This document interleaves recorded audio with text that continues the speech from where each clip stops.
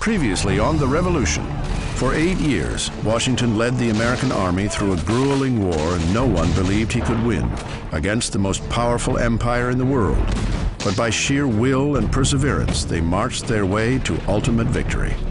Now, at 57, nothing would make George Washington happier than to live out his days in the serenity of Mount Vernon. Washington has made untold sacrifices to the nation. He really does intend to retire quietly to civilian life.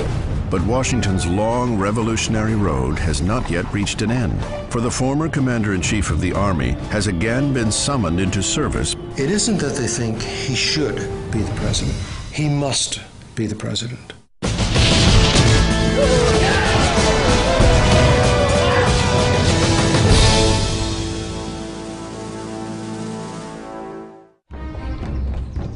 April 20th, 1789. George Washington, the former commander-in-chief of the Continental Army, has been called back into service by his new nation, the United States of America.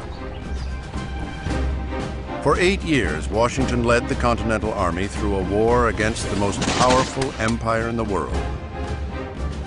A war few believed he could win.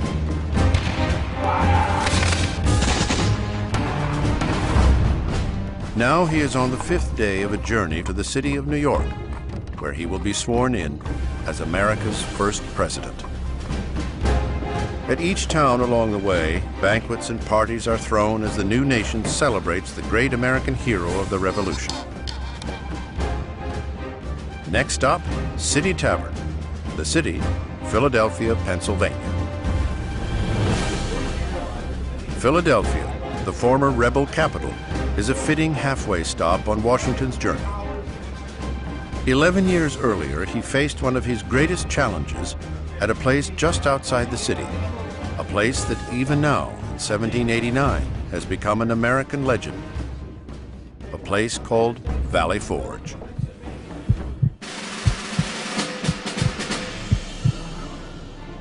January 1778. Washington is making winter camp at Valley Forge, Pennsylvania. It has been another long year of fighting, and his men are in desperate need of rest, of resupplying, of retraining. But building and running a camp a third the size of Philadelphia is a mammoth undertaking. Washington relishes the task, overseeing to the last detail the layout of the barracks, the placement of roads, the location of defenses. His hands-on approach wins the admiration of his soldiers.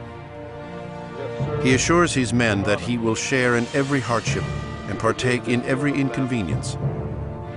And for the first month, he lives in a tent at the edge of camp, alongside his soldiers.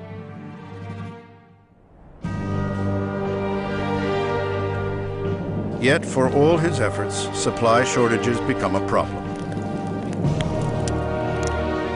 Washington pleads with Congress for more aid, but to little avail.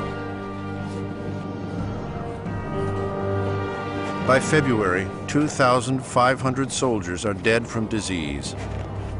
More than have been killed in battle since the war began. Thousands of others are stricken with sickness and hunger.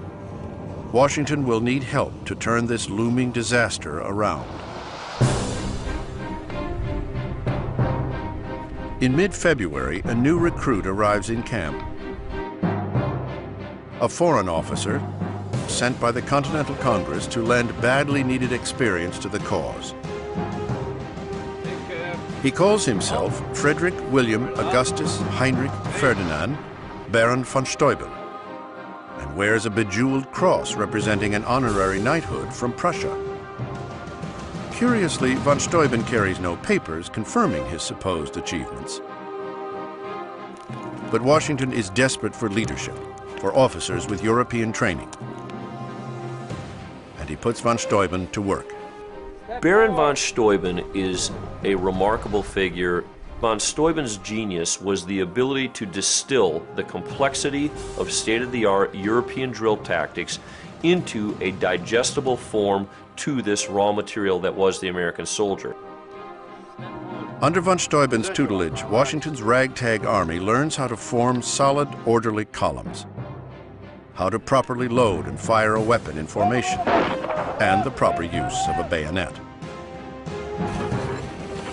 Von Steuben brings a new level of professionalism to the army, and that by itself creates its own sense of belonging. They're belonging to something larger than themselves. Every soldier is taught von Steuben's techniques, which become the basis of the Army's first training manual. Von Steuben's work gives Washington confidence. His army is now ready to meet the British head-on.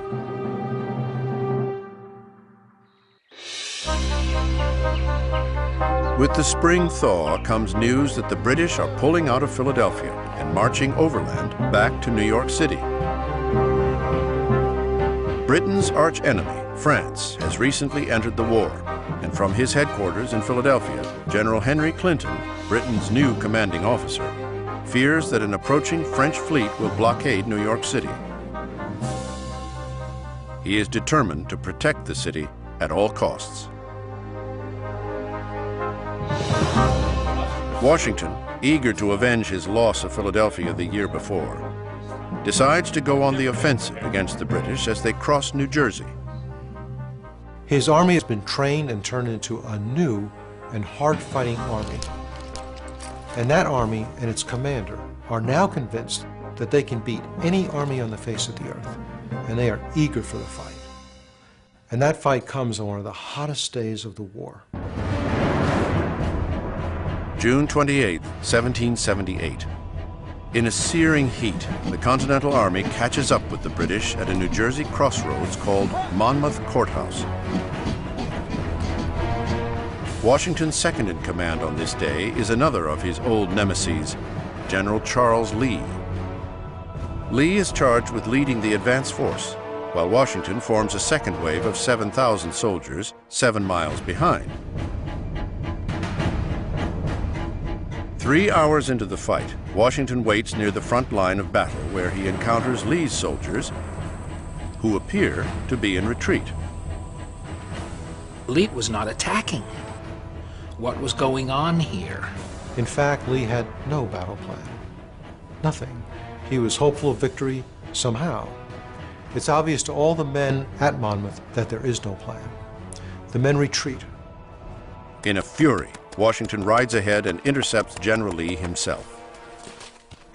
Nobody accurately knows what Washington said, because it was almost sacrilegious to write down when George Washington swore. And whatever he called Lee, it was enough for Lee to get the idea and to get out of there. It is not the first time Lee has ignored Washington's orders, but it will certainly be the last. Lee retires to the rear in shame.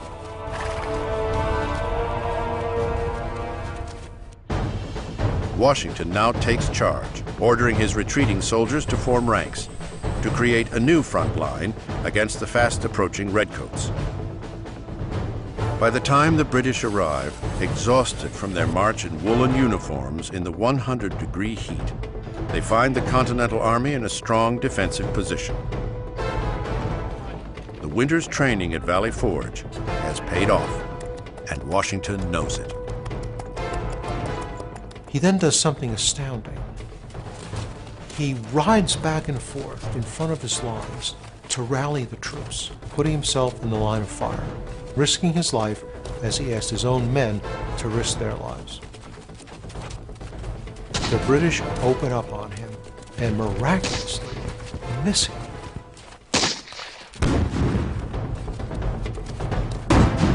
The Battle of Monmouth erupts. More than 20,000 soldiers clash continuously for 5 hours in the brutal heat, longer than any other battle of the war, in some of the most intense fighting these men have ever seen. Sunstroke kills as many as musket balls.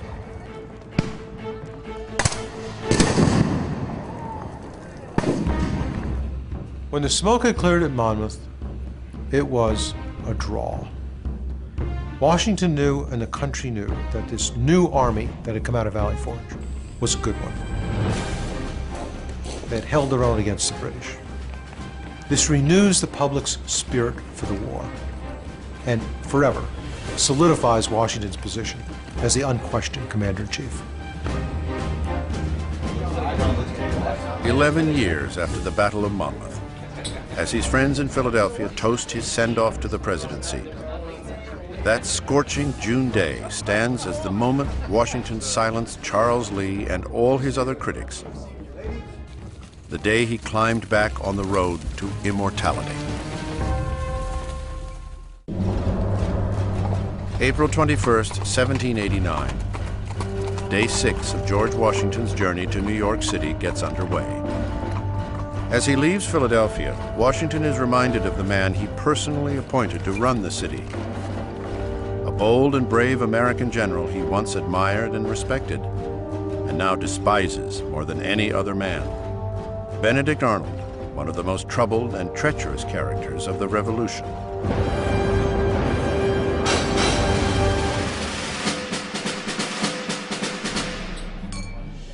July 1778, City Tavern. Benedict Arnold has recently arrived in Philadelphia to assume his new post as military governor. He will attempt to restore order to the city after 9 months of British occupation. Quite well-heeled now, Arnold seems to have forgotten his own troubled background. Though born into a prominent Connecticut family, Arnold's alcoholic father squandered their fortune, forcing his son to take a lowly apprenticeship as an apothecary. The determined young boy grew to become a successful yet angry man with ambitions of becoming a gentleman, and once war broke out, a hero.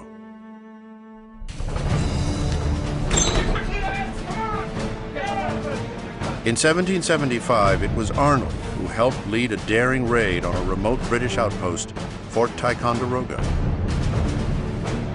But Arnold's co-commander on that mission, the wily frontiersman Ethan Allen, took complete credit for the capture of the fort. 2 years later at Saratoga, Arnold's battlefield heroics were again usurped by a fellow officer, Horatio Gates. Though it was Arnold who led the fight and suffered a near-fatal wound, he received no credit for the victory. The people and the press hailed Gates as the new American hero. In fact, the hero of the battle was Benedict Arnold. Crippled by the injury from Saratoga, Arnold has relinquished a battlefield command for this new post in Philadelphia. Determined to make the best of it, he now throws himself into the job, but his actions begin to raise questions. Arnold's first act was to close all the stores. He said to take an inventory of what there was available, but immediately the accusations began to fly that he was cornering the market on goods that he was going to sell himself. I don't think Benedict Arnold was doing anything that many of the other generals on both sides did as a matter of custom. He was just doing what was common practice at the time, but he got nailed for it. Arnold's questionable business dealings come under fire in the press, with charges of corruption and abuse of power. Charges compounded by his choice in women. Arnold courts and marries 18-year-old Peggy Shippen, a beautiful young lady from a wealthy family, and a suspected loyalist. She was a gorgeous young woman. She was extremely well educated by her father, could run a business which appealed to a Yankee merchant like Arnold. Today they would be considered a dynamite couple.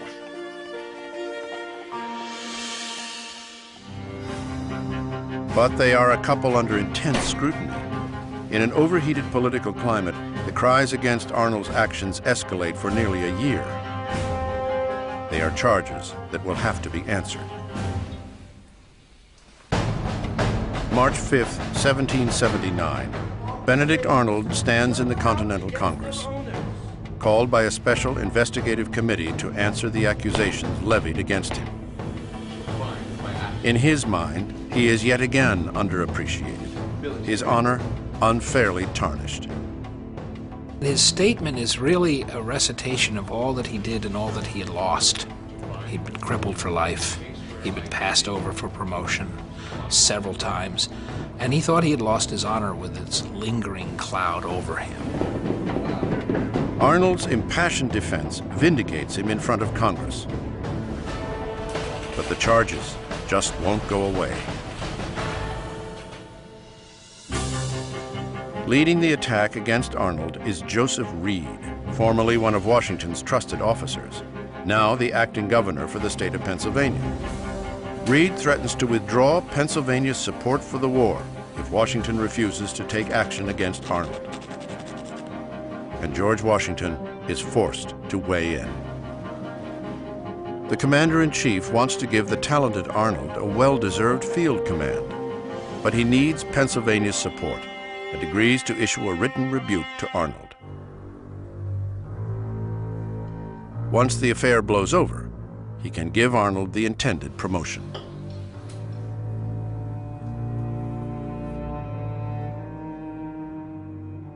When Arnold receives the ruling from his commander-in-chief, the words are stinging.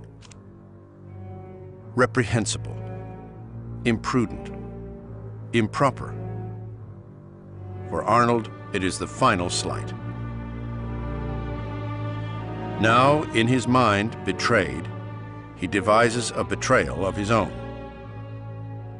He taps an old friend of Peggy's from the occupation of Philadelphia, British Major John Andre, and offers to surrender a mighty fort to the British in exchange for 20,000 British pounds and a general's rank in their army. It is a fort that even bears the general's name, Fort Arnold, also known as West Point. West Point is a prize the British have coveted since the beginning of the war, but have never been able to take with a military offensive.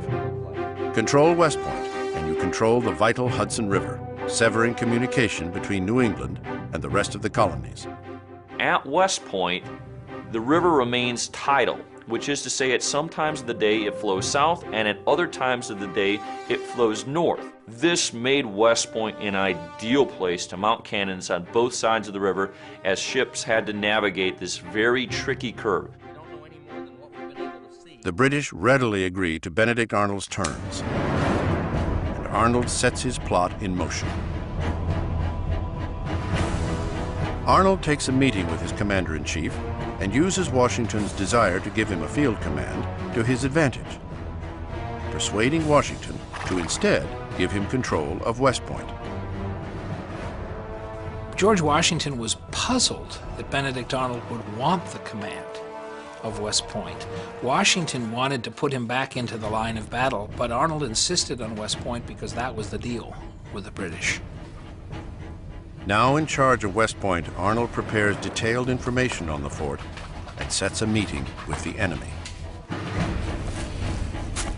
September 21st, Benedict Arnold and his British contact, Major John Andre, come face to face along the banks of the Hudson River. They go over the plans of the fort and troop movements. Arnold's treason is now complete. I think the biggest misconception about Arnold's treason is he did it for the money. I don't think he did. I don't think it was as simple as that. He did it for his pride. The money was secondary. Arnold will now wait for the moment when he and Peggy can slip quietly behind the British lines. But news is about to arrive that will change everything. Andre has been captured, and on him are discovered the plans to West Point. Arnold knows it is only a matter of moments before the plot is uncovered, so he flees.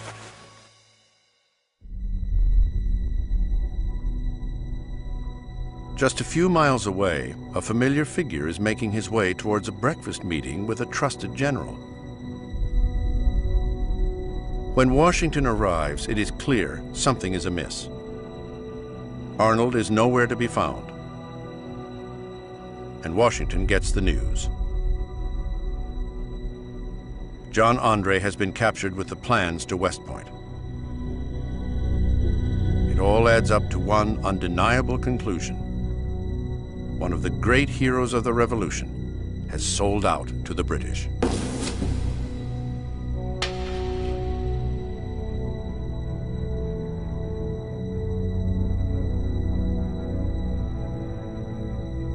In British-held New York City, there is a new officer in their ranks, Brigadier General Benedict Arnold.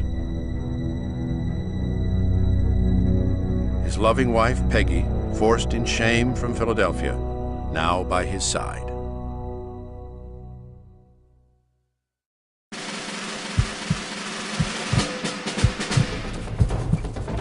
Arnold's treason was the highest in the young history of America. It was an act that shook George Washington to the core. That one of his highest-ranking generals could betray the cause forever raised the question, who else might be considering the same?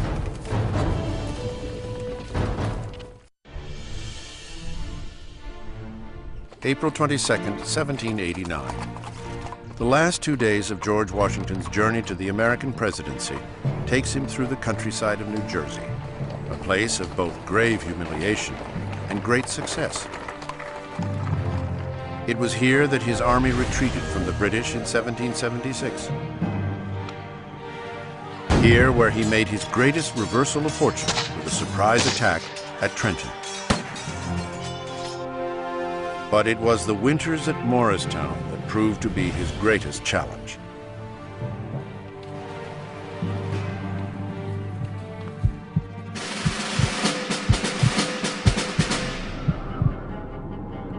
Morristown, 1780.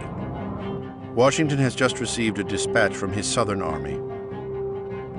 They have been forced to surrender. Nearly 5,000 soldiers have fallen to the British at Charleston, South Carolina. His Southern army is now lost, the South's major port in British hands. Outside of Washington's headquarters, the brutal winter of 1780 is taking a mighty toll on his army. The winter encampment in Morristown was a lot harder than the encampment in Valley Forge. Valley Forge seems to get all the press, but Morristown was really dire straits. It was a long winter. It snowed in May. Soldiers are starving. Dissension and insubordination grow in the ranks. Some soldiers even threaten mutiny. Washington must step forward and rescue his command from the threat of chaos.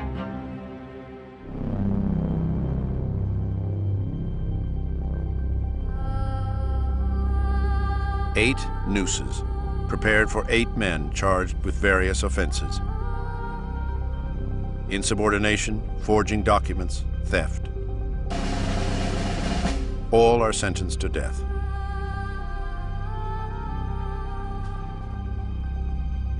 Washington orders the execution held before the entire camp for all his men to see.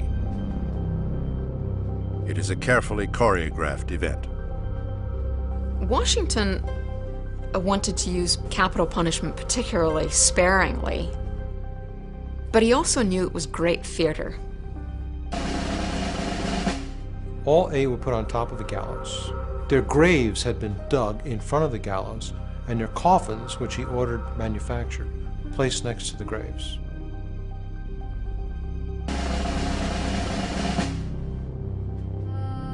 As they were about to be hung, a soldier stepped forward from the crowd. Reprieve. Reprieve from the commander-in-chief. 7 of the 8 were freed. This time, just 1 man will hang for his crimes. But it would not be the end of the problems in Washington's ranks.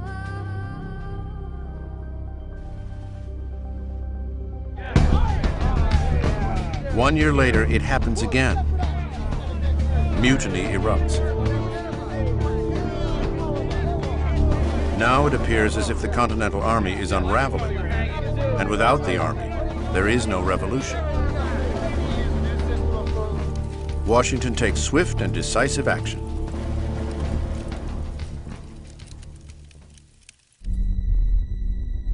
Three soldiers, leaders of 200 mutineers, are condemned to death. And to carry out the task of execution, Washington orders a group of the other mutineers to form the firing squad, to pull the trigger on their own comrades in arms. It is a psychologically devastating punishment.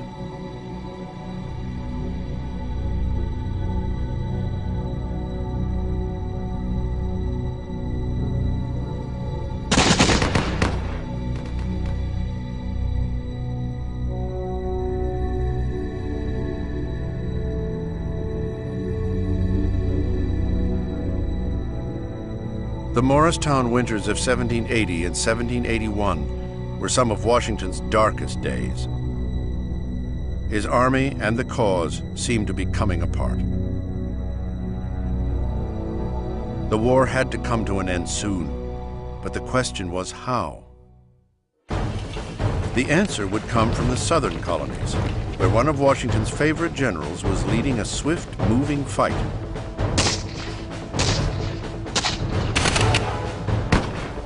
February 1781, North Carolina.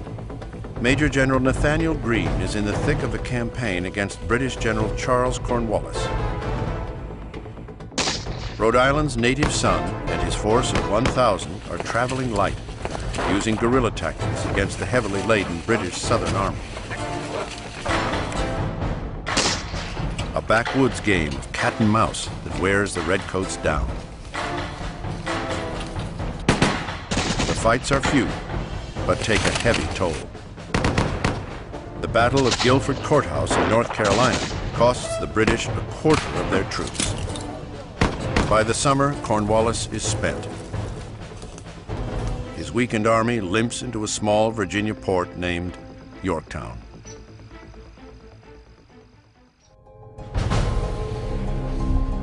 What happens next has not come before in the war. All the pieces fall into place for Washington, one after the other. The French dispatch a fleet north from the Caribbean. Washington marches his army south, while British General Henry Clinton chooses to keep his men protecting New York. All roads now lead to Yorktown and an assault on Cornwallis. For 11 days, the Americans and French lay siege to the city, tightening the noose around the British army.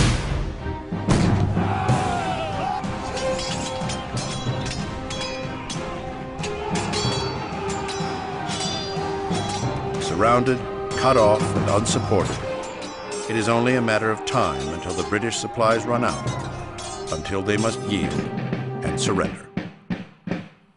For all practical purposes, the war is now over.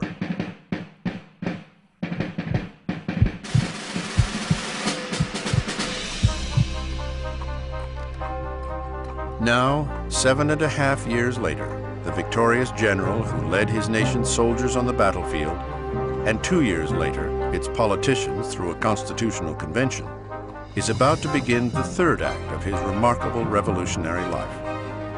As his coach finally brings him to the outskirts of New York City, George Washington will, in a matter of days, become President Washington. April 23, 1789. George Washington enters the 8th and final day of his journey across many of the American states. A journey to the city of New York, where he will be sworn in as the country's first president. If there was ever a question in Washington's mind of the admiration the young nation has for him, this ride serves as testament to his fame. The newspapers of the era printed George Washington's route. There was no television at that time. There was no CNN, no radio. But the newspapers were read by everybody. So the entire country knew where he was going and what time.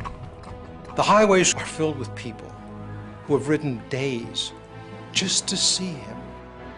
They bring their grandchildren, so that their grandchildren can tell their grandchildren, to tell their grandchildren they actually saw George Washington, this great national hero.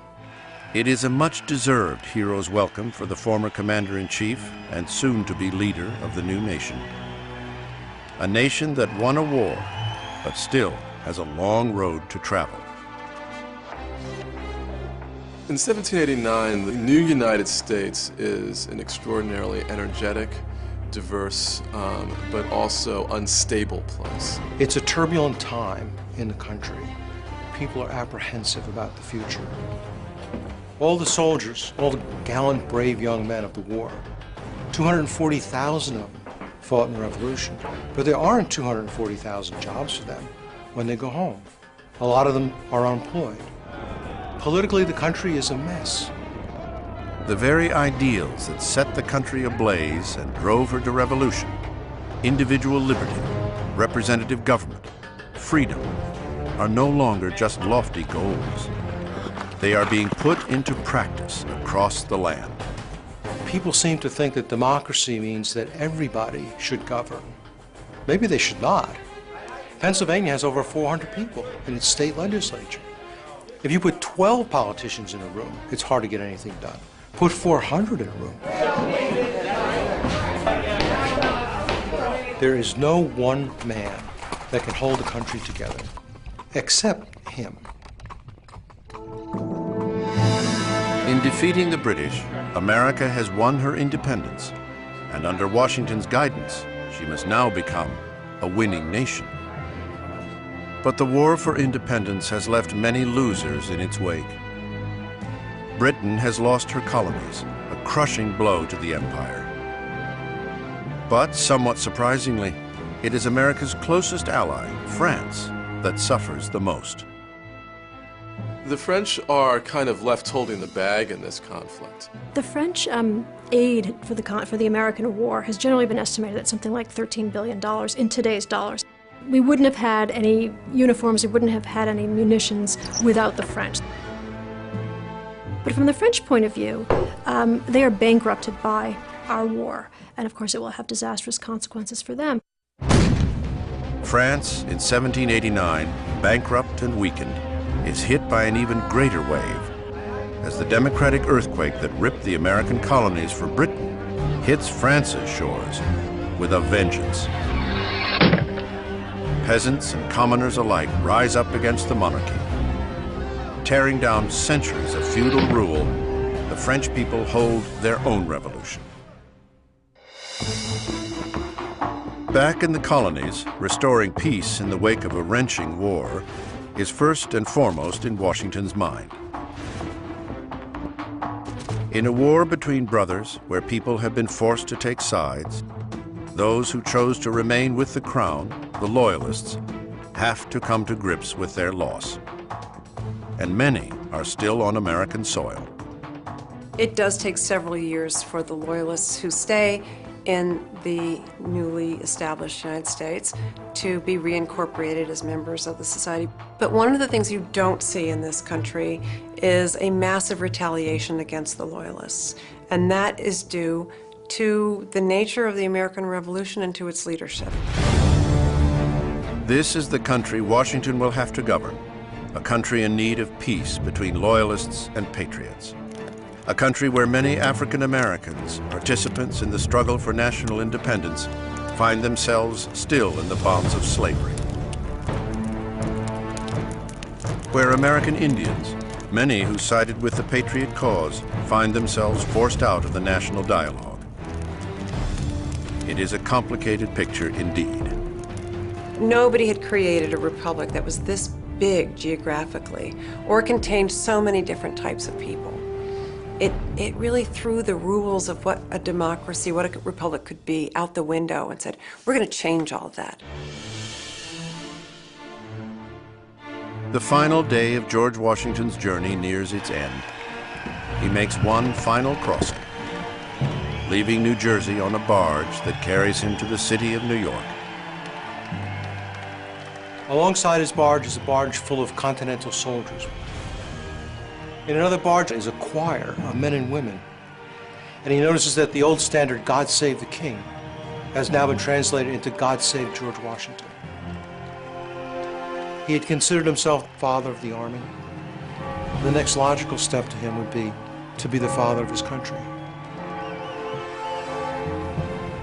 The inauguration of George Washington, the great hero of the Revolution, is just days away.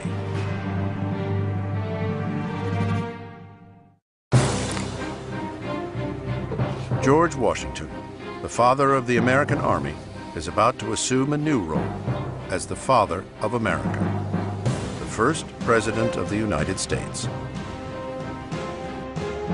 It is April 30th, 1789, and today he will be sworn in at New York City's Federal Hall, the final step in his long journey, a journey no other man has known. It's important to remember that the American presidency and this Constitution is an innovation that comes out of this period. No one quite knows what the role is. It's not a monarch, it's not a king, it's something new, so it has to be invented. At Federal Hall, Washington visits the chamber of the newly created Congress. Massachusetts firebrand John Adams is vice president at his side. It is a day for celebration, a day for ceremony, and every ceremonial detail must be created from scratch. Even how to swear in a president. In the 5 days prior to the inauguration, Congress had battled back and forth. Should the president be sworn in inside? Should he be sworn in outside? Everything that Congress did and President-elect Washington did was precedent setting. And they knew that, and he knew that. In the end, George Washington himself makes the decision. He will be sworn in outside, out among the American people.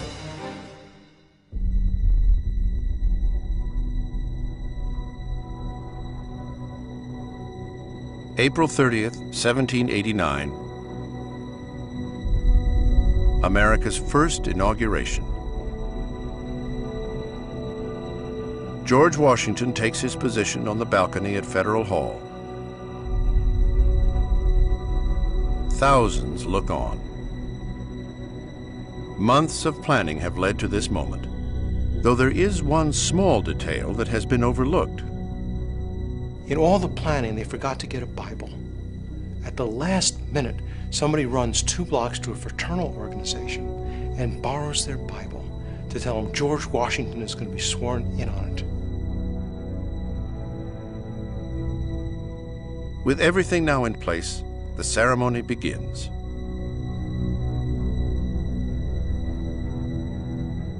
A revolution that began with self-evident truths has given birth to a constitution and a leader to preserve, protect, and defend it. He takes the oath of office, and as he ends it, adding himself in a confident voice, says, "So help me God."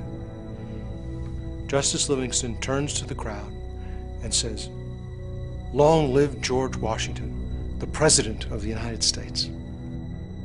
The crowd just roars. George Washington takes his place in history. And although some wanted him to have a grand title, Washington, ever the Virginia gentleman, insists on being called simply Mr. President.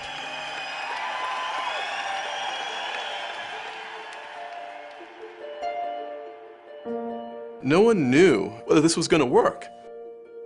There are observers speculating that just give them a few years, they're going to be tearing each other apart.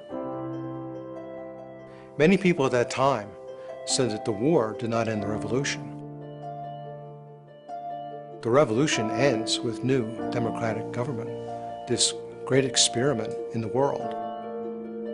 The inauguration of George Washington was not the end of the story. It was just the start of the story.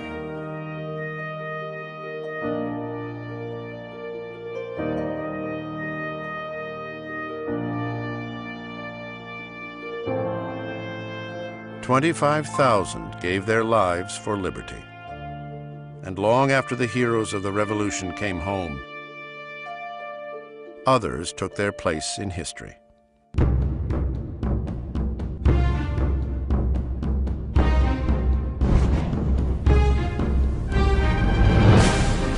John Adams, the great firebrand of the Revolution, became the second President of the United States. He died, somewhat fittingly, on Independence Day, July 4th, 1826, reportedly saying, "Thomas Jefferson survives." But that was not the case. 5 hours earlier, on that same day, Thomas Jefferson, the third President of the United States, whose Louisiana Purchase doubled the size of America with a single stroke, died at the age of 83 at his home, Monticello.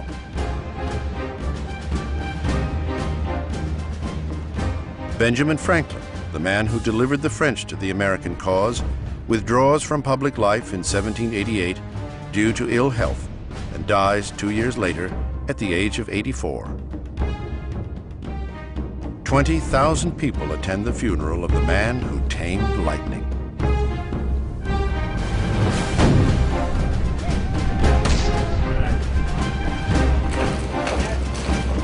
British Commander-in-Chief Henry Clinton returned to England after the crushing loss at Yorktown, where he received a very cool reception. He spent the last years of his life compiling his complete memoirs, a vain effort to vindicate himself for losing the war. Britain's King George III, never able to crush the American rebels, went mad and was deemed mentally unfit to rule for the final decade of his reign.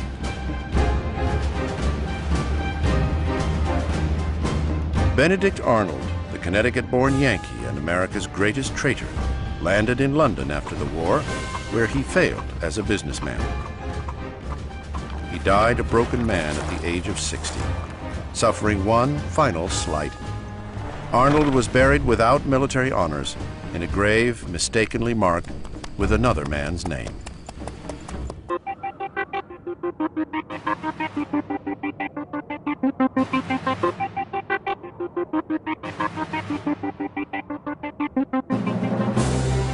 Frederick William Augustus Heinrich Ferdinand Baron von Steuben, the man who almost single-handedly whipped Washington's army into shape over the winter at Valley Forge, was rewarded for his efforts with 16,000 acres of land in upper New York State. He died there a bachelor in 1794.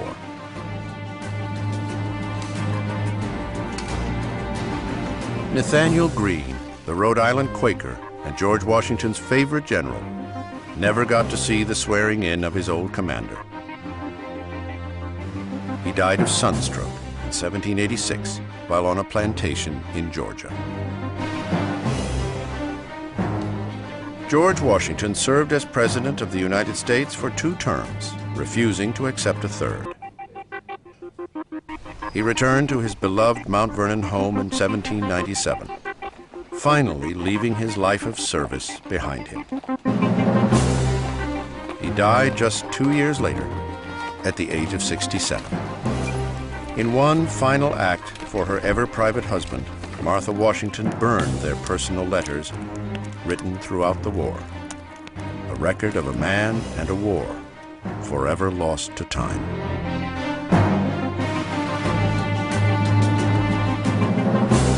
The American Revolution, a colonial rebellion, a revolution of ideas, a revolution between brothers, a revolution for independence.